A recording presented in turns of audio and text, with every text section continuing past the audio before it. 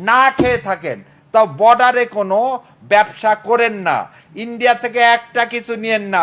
শুভেন্দু আপনার পা ধরবে যে বাবারে আমি তার তুলে নিচ্ছি, এই কাঁটাতারের বেড়া তুলে নিচ্ছি, তোরা কি চাস তাই দিব। খালি ধৈর্য ধরে একটা বছর, খালি ধৈর্য ধরে একটা বছর ভারতের কোনো পণ্য ঢুকতে দিন না।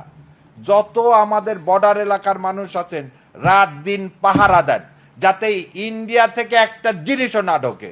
কি হয়েছে, 10টা গরু দিতাম, এবারে ভাগে গরু দিব, ইন্ডিয়ান গরু দরকার নেই। আল্লাহ কি আমাকে বলছে যে না তোমাকে গোটা গরুই দিতে হবে?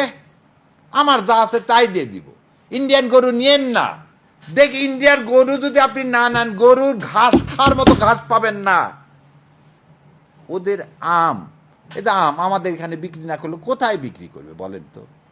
আমের কোনো কোল্ড স্টোরেজ নেই। পেঁয়াজ আমাদের এখানে বিক্রি না করলে ওদের কোনো কোল্ড স্টোরেজ